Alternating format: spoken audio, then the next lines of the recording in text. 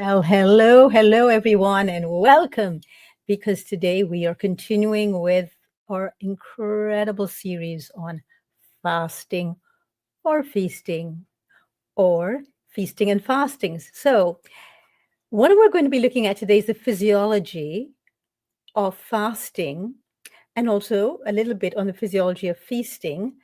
And next week, we have a special guest who will be really taking us deeper into the physiology of fasting. So, what exactly do we mean when we say fasting? There's so many different ways that people think fasting is done. So, we have what's now called intermittent fasting, to dry fasting, to fasting with water. I hear a lot of people speaking about juice fasting. However, if you're juicing, you're not fasting at all. What you're doing maybe is fasting from solid food. But when you juice, you're getting way much more ingredients than if you were to eat it. So you actually are almost overloading your system with nutrients. If you're really having a lot of juices all day. And that is not fasting. That is either a juice cleanse or a juice feast. And it's wonderful to have juice feasts. In fact, I highly recommend. However, let's look at the topic of today, which is in part the physiology of fasting. So I'm going to Water put this. fasting consists of drinking only clean water and not eating any foods. There are four stages the body goes under when you eat no foods and only drink purified water. Of course, this depends on how long you are going to fast for. The first stage consists of when the body is being without food for 6+ hours and it starts running out of glucose from our food source, such as carbs and other sugars that we eat on a regular basis. At this point, our muscles, heart, liver, and other vital organs will rely on fatty acids for energy. But the brain still needs that glucose for energy. Instead of getting glucose from our food, the brain will get glucose from our body's stored protein in a process called gluconeogenesis, which does create glucose from our amino acids so the brain can continue to receive glucose for energy. Now, the second stage is when your body has fast past the 22 hours and no longer has the glycogen stores. The brain knows this and will switch to a state where it spares protein in the body and moves to ketosis. In this stage, insulin levels are low, which is a good thing because insulin is what helps store the fat in the body, which we, of course, we would like to minimize that. When insulin and glucose levels are low, it causes the liver to send a message saying, "I'm low on glycogen," which in response the pancreas produces a molecule called glucagon. Now, glucagon will activate the enzyme lipase in our fatty tissue, which this does cause lipolysis or splitting of fat, which breaks the backbone of triglycerides into fatty acids and glycerol, which is then carried into the bloodstream by albumin. The fatty acids are then utilized by the muscles, heart, bones, and other organs for fuel. And some of the fatty acids are converted into ketone bodies, which is then used for energy for our brain. The glycerol backbone is converted into glucose and used for more energy for the brain.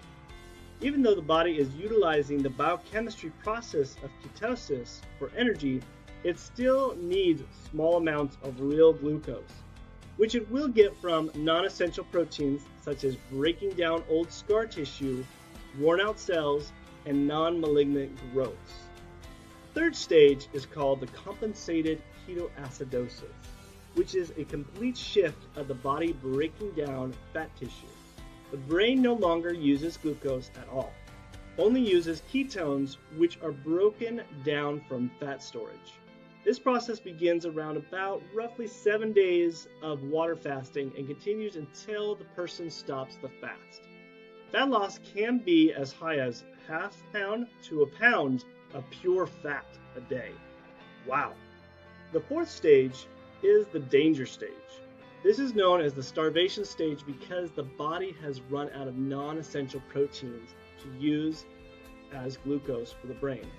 And we'll go back to our vital organs to get proteins to convert into glucose for the brain. This puts your body in a state of complete breakdown of the body and happens for most people around 30 to 40 days of water fasting, depending on the amount of fat stores and muscle mass on an individual. For most people, I recommend my patients to just start with stage 1, which is fine on their own as long as they are not on serious medications or have serious illnesses. Stage 2, which is going past the 24 hours, I recommend that you need to be supervised by a medical physician, but that is where you will see the most health benefits. Stage 3 which is when 7 days and beyond, you must be at least at a medical facility to be closely monitored. And stage 4, I never recommend. To find out about the benefits and how to do a proper water fast, subscribe to my channel so you can be alerted when those. Okay, so there you see pretty much the basic understanding of what goes on in the body when we're fasting. I want to be very clear of what I mean by fasting. So at the beginning, I said that if you're drinking juices, that's not a fast. Now, I've got to add some more things to this. For me, fasting is not only about food. We are so overwhelmed in our lives with so much pressure from the external world of all the different timelines we have to meet. You've got to pay the taxes on time. You've got to get your license renewed on time. You've got to do this and this and this and this and that. And there's always somebody expecting something from you, whether you're a parent or a teacher or you're a sanitation worker. This society expects certain things of you as well as your family. Plus, you have expectations that you have kept since your childhood that you interpreted as necessary for you to even exist. So there are many things we have to fast from. We have to fast from the thoughts that inhibit or full blooming, the thoughts that hold us back from realizing the full truth of our own magnificence. We've got to fast from any music, any language that demeans us, that is derogatory, and that uses language of a very low level. We've got to fast from noise. Noise pollution is one of the most underlooked and unused issues in our time for healing. Noise pollution is huge. And you know that when you have a neighbor or you're on a plane and somebody is snoring, or if you live with somebody who snores, you know what noise pollution can do to you when you're wanting to sleep. There is so much of that. So what I do when I fast is I fast from everything. I do a digital fast. So no more cell phones, no more computers, no tablets, nothing of the sort. So for days, people do not hear from me or see me, but I hear from me. I am totally there for myself. Also, a lot of people think that when you're fasting, one cannot do any form of exercise. The body was made to move. So it depends on what you're doing. I highly recommend for myself that I do continue with all of my movement needs, especially mobility training. I will do sometimes some resistance training as well. I might even go for a run or a walk. So it's not, you can fast from food and still move a lot, but it depends on where you live, with whom you live, and all the conditions around the fast. But because I fast from EMF, electromagnetic frequencies, then I actually end up with more energy when I fast, a lot more energy. So I'm able to go running, you can go swimming. There's so much you can do. Just pay attention to the subtle changes in your body. What's incredible after day 3, though, is that these changes are no longer subtle. You begin to really see them. Now, let's talk about the other ways of fasting. There's the emotional fast. There's the mental fast. So it's important to fast from conflicts at that time, I think, because you don't want to rile up your physiology and start shutting down the natural processes of the body, which is the healing process of the body when we fast. So Why is it important to realize that when we fast, there's a whole world we need to fast from? We need to fast from thoughts, from ideas, from certain images, from even memories that might have been haunting us. This is the time to do so if you're doing a food fast. Think of a fast as comprehensive, it's about all of your life. You're shutting off the things that no longer work for you or that rob your energy for a period of time until you can come back to a place of equilibrium where you can handle it all.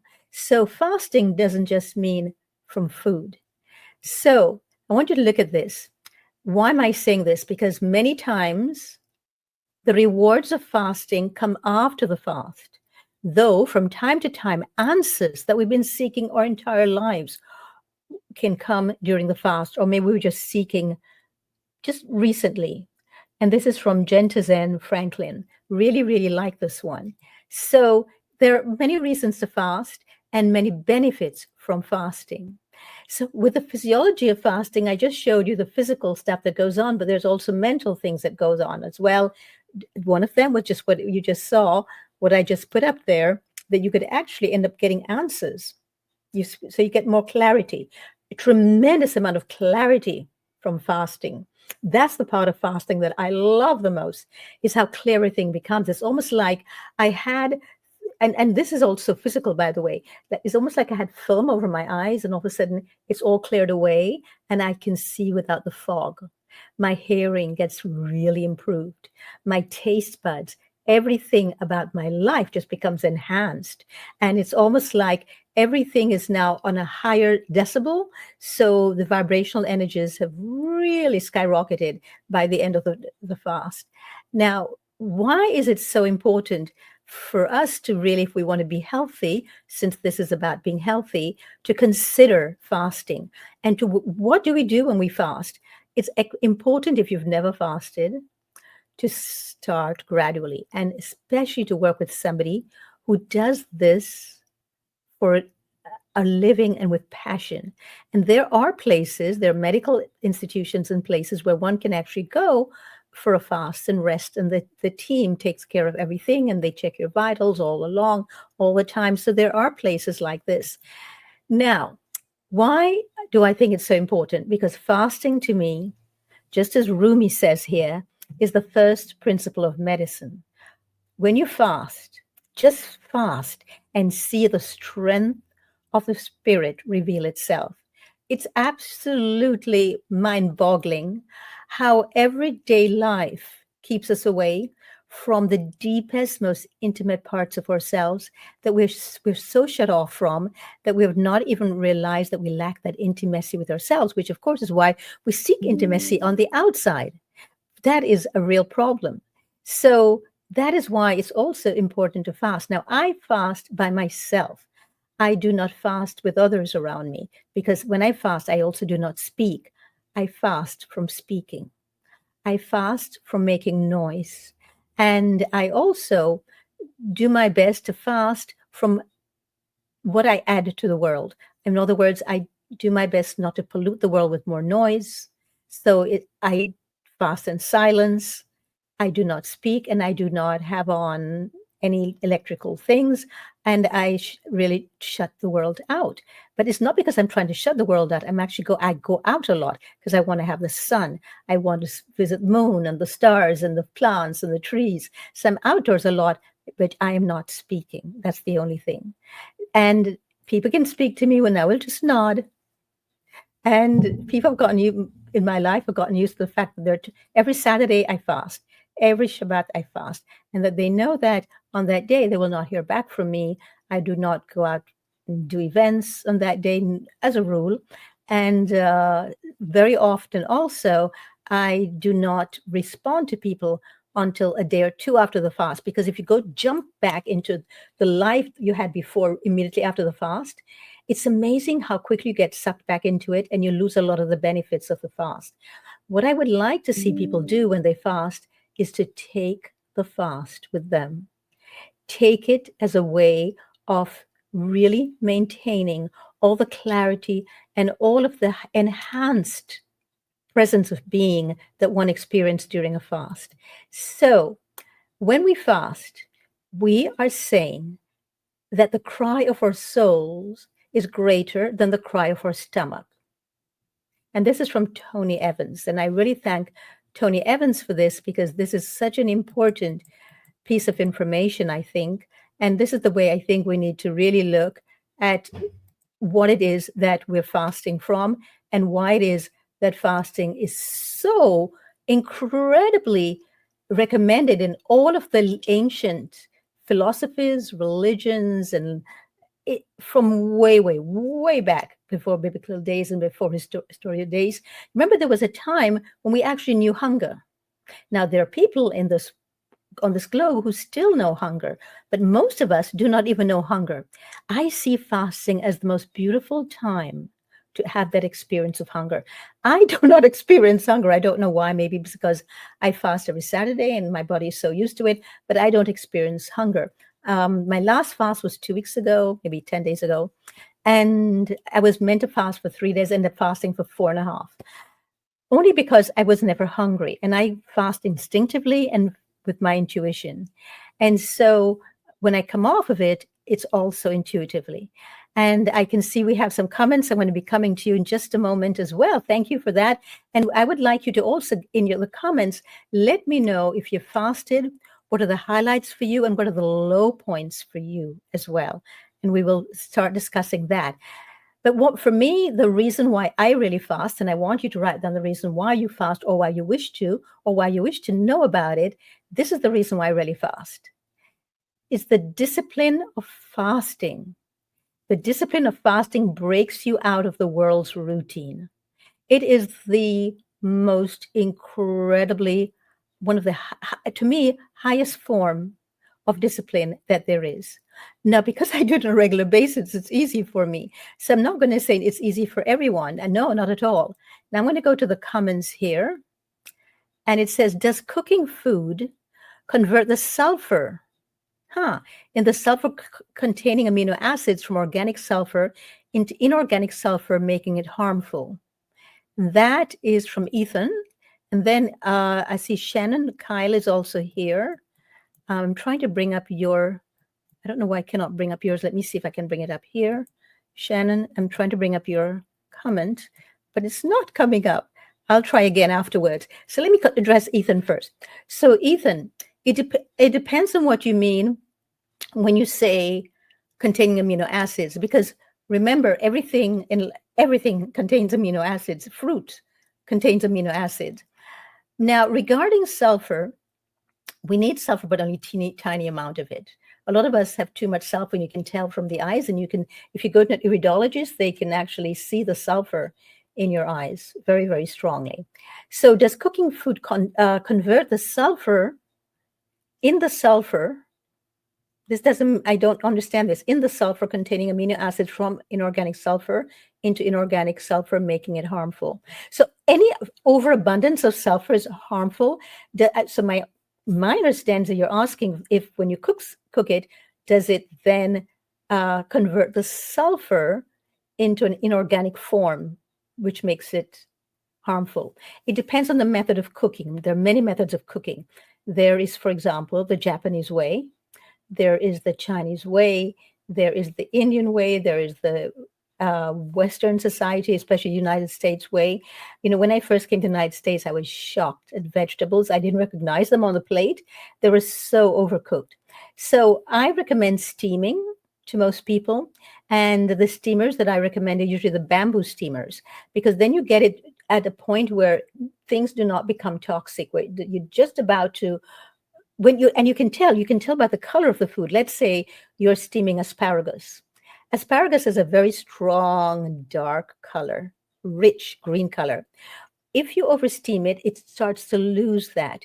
And you can tell already that you've lost most of the nutrient value of that food. So it ought to be lightly steamed. The reason why I loved Asian cuisine so much was because they barely cook the food. It is always so al dente, in Italy too, very al dente. So it all depends on the form that you're using for cooking. And let me just see if I can get Shannon's up here now. And I'm still not able to get channels. I'll come back to that in a moment then. And hopefully, oh, here it is. It's coming up. Okay, Shannon says, I love that. No speaking or outsourcing our energy. Excellent. Very wonderful way that you phrased it here. No outsourcing of our energy. In fact, that is the time when we resource ourselves. That is the time when we go within. Just think about it. When we go to sleep, we're not really present. When we fast, we're forced to be present for ourselves. We're forced to hear our thoughts. We're forced to see all of the issues that rule us all along. Every single day we're forced to make decisions. Everything is a decision. You decide whether to come on this show or not today. You decide what you want to hear and what you don't want to hear. But there are also things that you really invest yourself in deciding.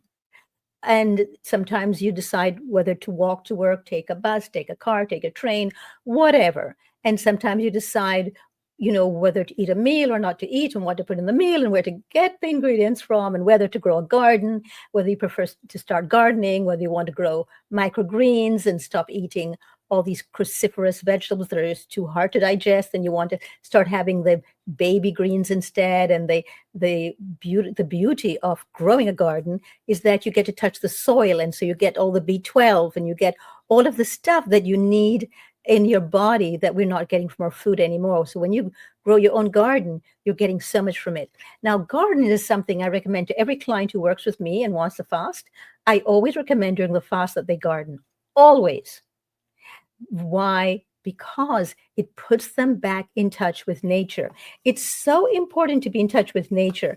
And I'm going to explain to you why. Because we need to create a symbiotic relationship with nature. And unfortunately, that relationship with nature has been one sided. We take from nature. We're always taking from nature. There's no giving back. So we need to start creating a symbiotic relationship with nature. And that is one of the things we get from fasting, is that you begin to realize just how beautiful a tree is. You hear it chirp of a bird and you hear it differently for the first time, especially if you fast the way that I do, which is from all noise and internal combustion engine that we have inside revving up, which is called the digestive system. When that calms down, it's time to calm everything else down. So I also strongly suggest that people fast with water. I do. You should not be doing any kind of dry fasting unless you're under supervision. And I mean constant supervision, not just sometimes or every now and then. So one of the things Ethan asked, do you like juice fasting? I heard it's about 12 times faster for detox than raw vegan whole foods. Okay. Ethan, I'm so glad you asked this question, because I addressed this at the beginning, that when one juices, that is not a fast.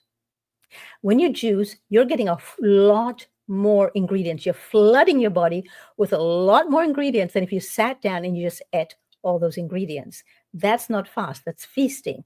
I totally think people need to juice feast. Juice feast. That's feasting. When you're drinking juice, you're not fasting, because your body is getting a tremendous amount of nutrients in a highly absorbable form.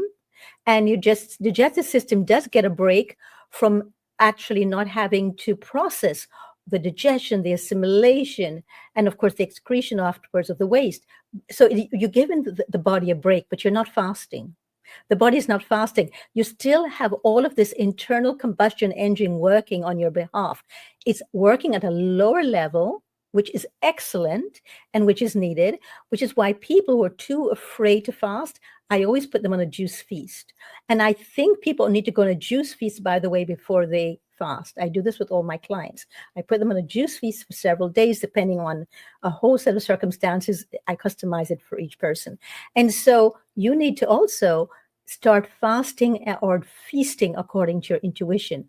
And that is my whole idea when I work with myself and with clients, is to really fine-tune our intuition and our instinct, because all animals fast by instinct. You cannot get an animal to eat something if it doesn't want to. And yet we've grew up in society where if a baby doesn't want to eat for half a day or whatever, people get really upset and they start wringing their hands and, oh my gosh, something is wrong. Yes, something might be wrong. The baby might have been overfed or might have taken in something it doesn't need. And fasting is the body's natural way of dealing with it and healing whatever is going on. So instead of rushing around trying to force feed the child, listen to the child. Just give it enough water. If you're breastfeeding and it doesn't want to breastfeed anymore, then just give it some water. So this is Ethan. So Ethan, I hope I answered your question. You said you heard that feasting, not fasting, is about 12 times faster for detox than raw vegan whole foods. Well, it depends on the person. Here's the problem. Most people are severely dehydrated, not just slightly dehydrated, but severely dehydrated. So somebody that's severely dehydrated will benefit tremendously from juice feasting. Very much, because what they're not just getting a lot of nutrients, which they didn't have before, but they're also getting the hydration, and the body needs that in order to detox. So of course, yes, it would be much for detoxification. Juice feasting is excellent, and much more so than a raw vegan whole foods diet. However, that's not fasting. Remember that. So it's different. You're still flooding your body with nutrients. And the body still has to work on some level, but the difference is that you would get to a level of health much quicker and easier with the juice feasting than you would eating the raw vegan whole foods, because most people do not masticate. They do not chew their food. The only place that sugars will break down is in the mouth. You have the ptyalin in the mouth to digest the sugars. And if you don't break it down in the mouth, except for maybe the pancreas, you don't have a chance afterwards of digesting it again. So it also depends, and if you're doing proper food combining, there's so many reasons why the juice feasting would be preferable if you want to detox right now and you don't know you should be eating just the raw vegan whole foods or not. So that's why I call this feasting or fasting, because we got to decide, do you think your body is ready for feasting or fasting? I'm going to tell you a story. So this is really interesting. So I know of somebody, this is not somebody I know personally. It's not a client, not a friend, not in my family, just somebody that I know of. And I was teaching about the digestive system and how long it takes for food to go through our bodies. Really important. Most diseases are caused from excess, that we eat too much, drink too much, put too much on our skin, and too much noise, too much, we talk too much, everything. We live life at a very high decibel where healing does not occur. It's too high, it's too frenzied. So when you start fasting, you start calming down the frenzy and you're getting away from the chaos internally and externally. So when we digest food, depending on what you ate and depending on what you ate it with, in other words, the food combinations, unless you're eating a mono diet, which is the perfect diet in my opinion, but not for everybody right away. But all children eat mono diets. Every child is a mono eater until it is forced into them to eat meals, which means other things included, not just one or two items. So what happens is that it overburdens the digestive system. So we have a lot of dental problems, a lot of oral disease, a lot of oral problems, and it comes from a lot of this. What I'm talking about comes from this. By the way, if you have dental problems and you fast, amazing the results. But we'll go back to that another time if you'd like to.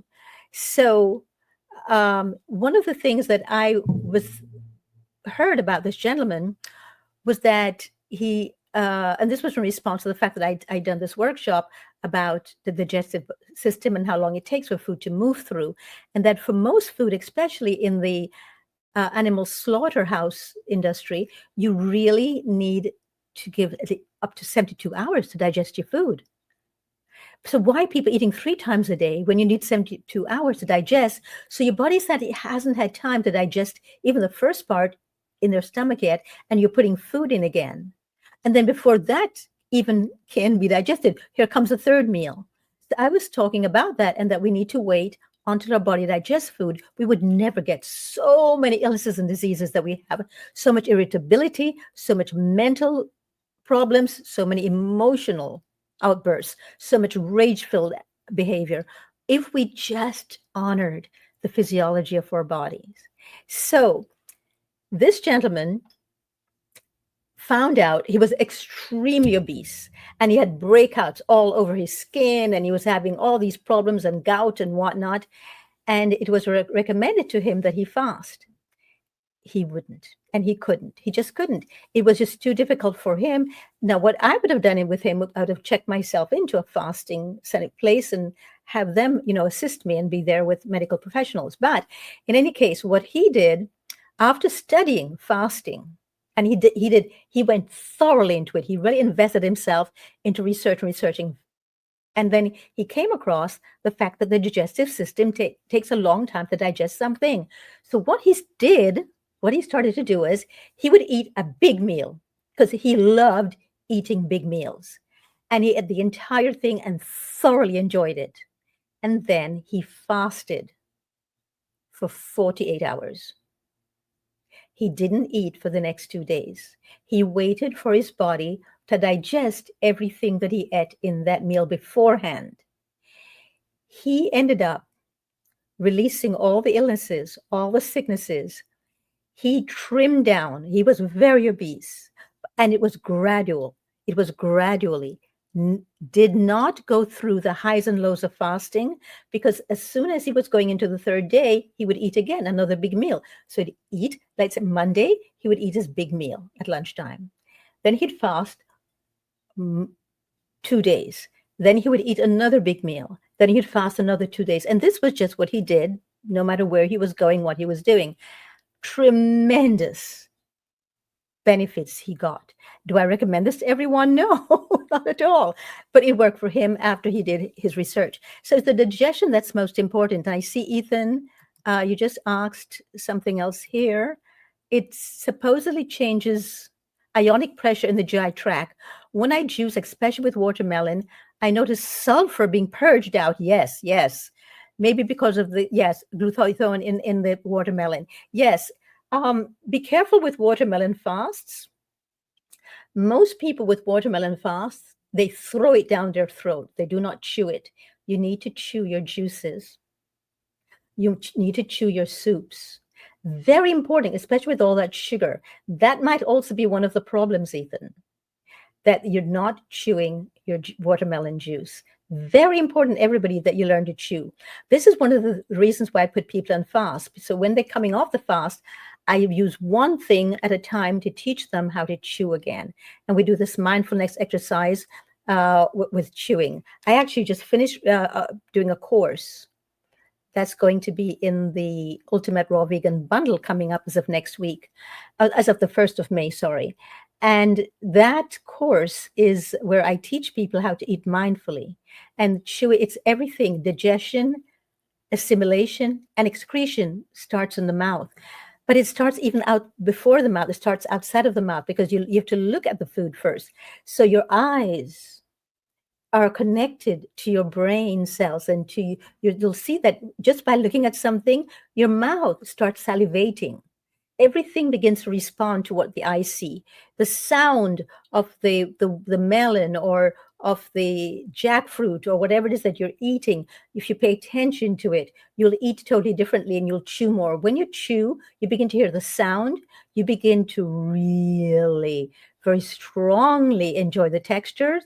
You begin to get the actual smell of the food. It stays with you longer because it's still in your mouth. So it's right by your nostrils there. Remember, ear, nose, throat, mouth, eyes, they're all in the same place. So when you chew, all of these are being stimulated and appeased and being nurtured and nourished. And so that is why it's so important that you do things like that. Very, very important. So I see that somebody else has said something. I don't know where that is. Okay, so let me go back to some things that I want to show you. One of the things I want you to think of is that people overeat. So this has nothing to do with feasting.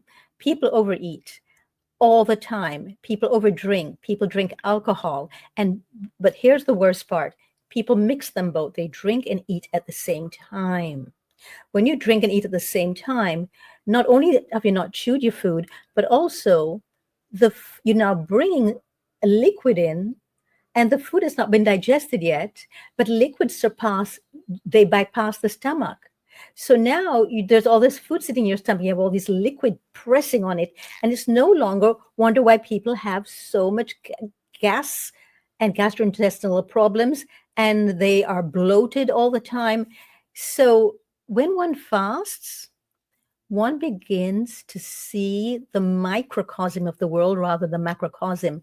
And we begin to see ourselves, we see the connection between us and every other living being. When you fast enough, but it doesn't happen the first time. For some people, it does happen the first time, but it depends on how long you're fasting and if you're having any kind of physical ailments or not. So what we do in regular life with food and drink is we go into this media induced coma. We sit in front of a TV or a computer screen, or we go to a movie and we just stuff ourselves. I call that media induced coma. And we're no longer present for ourselves. We're not just not present for ourselves, but we're not present for our internal the internal life that goes on inside. So I actually had wanted at one point, somebody had said to me, they wanted to make a movie with me on me. And I said, no, you don't want to do my life, but why don't we do a movie on the internal world of digestion? Follow what happens when you look at something first, like a piece of fruit that you really love, or people love cakes or ice cream. What happens internally? And then when you smell it, what happens? And then when you chew it, and when it goes down, and just follow the whole history of it from outside into the mouth and through the body throughout, and then afterwards we expel whatever is left over through the anus. And we should do something like that. Well, he looked at me and he thought I was nuts. I don't think I was nuts at all. I think we need things like that. And I wish we would have cartoons like that as well. In fact, I know somebody who does animation. I'm going to see if he will do something like that as well. So this is information that is meant for you to really look at your life and see if you could really upgrade it a little bit. And the quickest way to upgrade, and I have seen this time after time after time, is by fasting. Because when we fast, again by Tony Evans, we're saying that the cry of our souls, the part of ourselves that is most starving for our time and our attention, is greater than the cry of our stomach. So you do not know how much time you spend around food, preparing, thinking of it, eating it, cleaning it up until you fast. You have so much time left during a day. It's amazing how much time you now have for yourself and to do other things. If you always wanted to paint something, or to sculpt, or to go to dance, or learn to tango, all of a sudden you have time for all of these pursuits, because you're no longer completely and totally enmeshed in what to eat next, how to eat it, where to eat it, when to eat it. It's just the most freeing and liberating feeling ever. So there's lots of highs to fasting. Now there's some lows. Some people crash and burn because they don't know what they're doing, and they're doing it too quickly, and they're probably dry fasting as well, or because they're ill. They're very, very ill. Now, they might be on medication. If you're on medication, I would not be fasting. I'd go to a fasting center and see the doctors there and have them, or the medical professionals, and have them recommend what to do, when to do, and how to do it. And if possible, check yourself in there as well, because that is really, really important. When you leave the fast and you come out of the fast and you're going back to feasting, think of feasting with things like this. Think of things strange from the earth. Remember, I said to you before that we need to create a symbiotic relationship with nature, because our relationship with nature is one-sided. So I strongly recommend that you really start out, when you come off, with fruit, and that you start really playing with eating maybe just one food at a time and just gradually reintroduce food back into the body. But I want you to think of something. Think of yourself when you were a baby. You ate instinctively. You didn't eat breakfast, lunch, and dinner at 7, 8 o'clock, 12 o'clock, 1 o'clock, 5, 6 o'clock. No, you ate instinctively if you're allowed to. That's what fasting will help you to do, to go back to that place where you start eating instinctively and where you do not eat while there's a lot of stuff still in your system. And you're trying to push it out by putting more in. So it's like having a garbage disposal unit that's clogged up. And instead of emptying it out, which is what fasting does, you just put more things in and you're pushing it down, pushing it down. That's what most of us are taught to do because we're in this what I call media induced coma. Because when you look at media, they're always feasting. There's always so much going on. There's always people who are eating things, and I'm coming to the comments net, that should not be eating them in this order or like this, nor should they be eating this. This is not even eating. The person isn't even present for this. So this is what I call about media induced coma. This is what people are taught to do, because you see films and all sort of things where people are doing this all the time, and it's totally acceptable.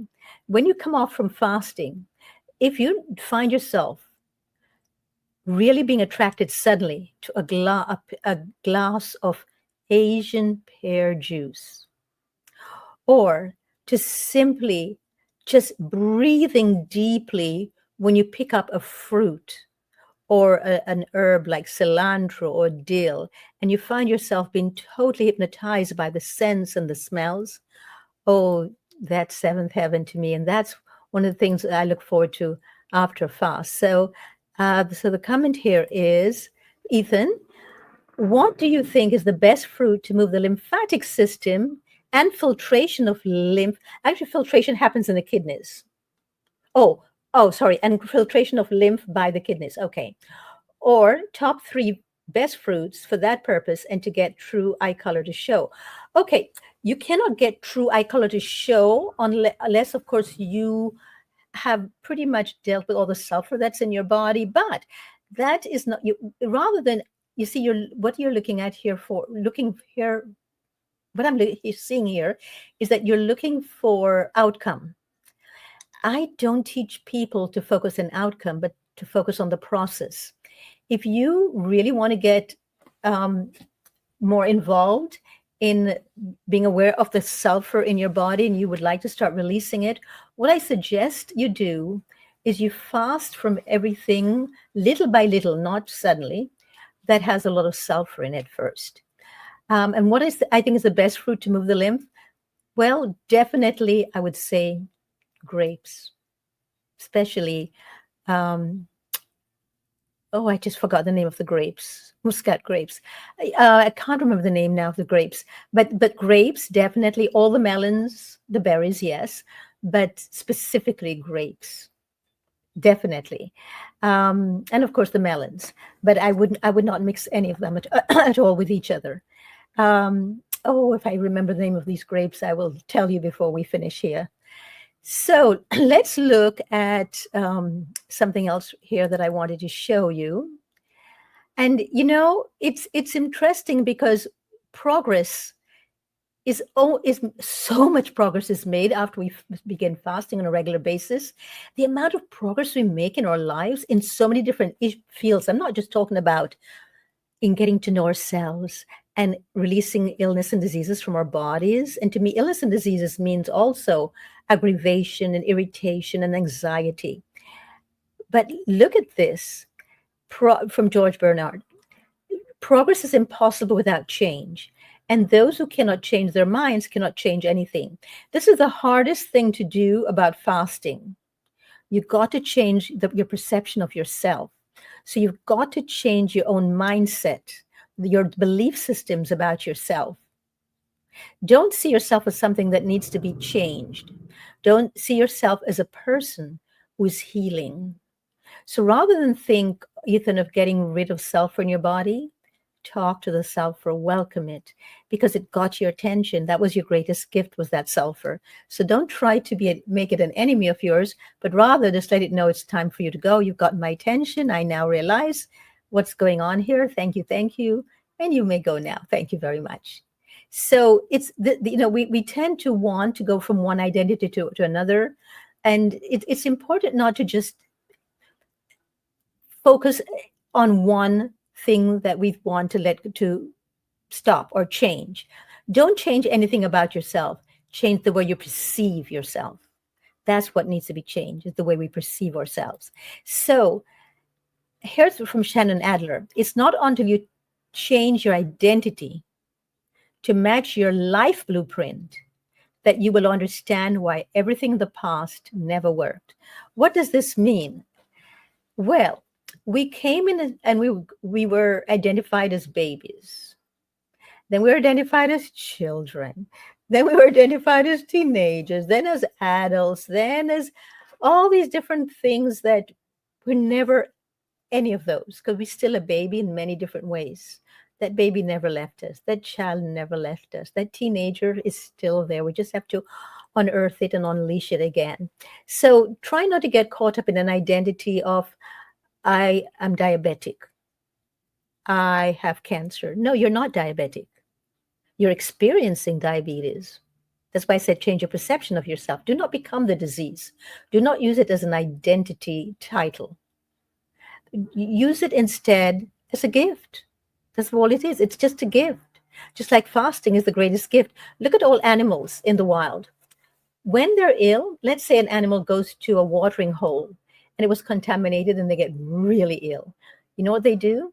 They sit down, they lie down, and they fast. What do? We got to get this out, got to get this out, got to get this out. And we start taking things. What herbs could I take? What vitamins? What da, go to the doctor, get injections, get this, get that, rather than just quietening the body and say, oops, didn't realize that water was contaminated. Okay, body, do your stuff and just let it do what it knows to do. Let the body do what it knows to do. That's all we have to do. It's that simple. So one of the things that I want you to take away from today, from here, is I'm going to put this up right now. I just need to find where I've put this. One of the things that I need you to really think about is that you are not your thoughts. The thoughts that you inherited from your parents, from society, from a radio show, from a TV show, from a movie, those are somebody else's thoughts. So as Rumi said, put your thoughts to sleep. Do not let them cast a shadow over the moon of your heart. Let go of thinking. We overthink too much. We cannot think ourselves into being healthy. Remember that. We cannot think ourselves into being healthy. That's why we need to fast from thinking as well. It's not just from food. We overthink. But it's easier to fast from thinking when the internal body is no longer churning, trying to digest things and recalibrate what to do with this toxin and what to do with that. Just give everything a break, give it all a rest, get some quiet time, some soothing, nurturing time for yourself, and let the body take over and do what it needs to do and what it knows to do naturally. Do get assistance with it, because you might have an illness that you don't even realize that it's gotten out of control, and then you get really sick from fasting. So that's why I say I only recommend supervised fasting until you're really adept with it, and so you know. And I want you to remember there's no such thing as juice fasting, because you are getting so many nutrients, then you're flooding your body with a lot of nutrients. That is juice feasting, which, yes, I highly recommend to my clients. In fact, I have them do juice feasting before we do a fast, because they need to be well hydrated. Never enter a fast if you're not well hydrated. Never, never, never, never, never, ever. So life itself is a series of natural and spontaneous changes. Do not resist your body changing. So if your body says disease, I need you to pay attention. I'm going to create a disease so you can see it. Don't resist it. That only leads and creates sorrow. Let reality be reality. Let things flow naturally forward in whatever way they like. And this is Lao Tzu, of course. I quote Lao Tzu a lot, a lot, because I just love what he says. It's so practical. It's just right where you need him. And I want you to think about this again. Really take this away today. Life is a series of natural and spontaneous changes. Don't resist the changes, not in your body, not in the outer world, and not in your thoughts, because that only creates sorrow, because it's the resistance of the change that creates the sorrow. So let reality be reality, accept it whether you like it or not. If you don't like it, that's fine, but accept it and let things flow naturally forward in whatever way they like. Because in the end, the only person you can control is yourself. So rather than try to control an illness, a disease, and out somebody else in your life, your circumstances, why don't you focus on fasting from all of the things that obstruct you from being your true self? That's so important. Silence is the greatest fast. I think every Saturday, I live all week just to go to Saturday, that day of just pure inner silence. Nothing is churning in my digestive system, because I start the actual water fasting on Fridays, so that by the time Saturday comes, there's nothing else left to go through my body. And the last meal is always fruit anyway. So it goes through my body really fast. And then I just have to focus on the other kinds of fasting that I do, which is the silence, which is the internal acknowledgement of self, of the connection that I am not by myself in this world, that we live in this huge, magnificent universe. There's no place in the world, in this universe, that we can go and be alone. Think about it. You can't go into the forest and being alone. Do you know how many beings are in the forest? You can't even go outside your door and be alone. You might step on an ant. You're not alone in this world. But if you feel alone, it's because you've never been with yourself. You're lonely for yourself. And that's what fasting brings. And that is why I focus so much in my book, Being Healthy, which, by the way, was just released on Amazon. This is the companion, this podcast to the book, Being Healthy. And I just finished a course that people can take, which will be in the Ultimate Raw Vegan Bundle, which is coming out very soon on the 1st of May. So I think that's only available for about 50 days, 11 days or 10 days. And that actual course it's an expensive course, because it's a thorough course. It's $297. But when you get the bundle, you buy for $50, you get my course and a lot of other books and recipes and whatnot. So be on the lookout for that as well. In the meantime, if anybody has any last minute questions, I will answer them now. And if you don't have any last minute questions, join us next week, because next week I'm going to having a guest host, Mariah. I don't know if you all know Mariah Maza. She will be here with us. She was actually meant to be here today as a guest host, but guess what? She is fasting because she got ill. And of course, when you get ill, the first thing you do is you fast. Let the body do what the body knows to do. And that is what we need to do. So she'll be here next week with us, and she will be going to some other areas of the physiology of fasting that I did not do today. And she's going to be going into it from the terrain model. So, which is really something which I think everybody needs to know about. So I'm going to leave with something from Khalil Gibran, who said, if your heart is a volcano, how shall you expect flowers to bloom? So if you have a lot of turmoil internally from the problems of digestion and absorption, and everything is just so tight and so pushed in and smashed into your body, because there's no space in your body, there's no spaciousness for life to happen in your body, and so your body is revolting, you have a volcano going on if you are having a problem with the digestion and assimilation and excretion.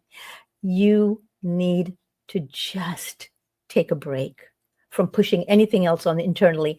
And by the way, anything you put on your hair and on your skin also goes inside the body. So you might want to fast for some of those things as well. For example, every Saturday when I fast, I only use argan oil on my hair, my face, my whole body, or castor oil.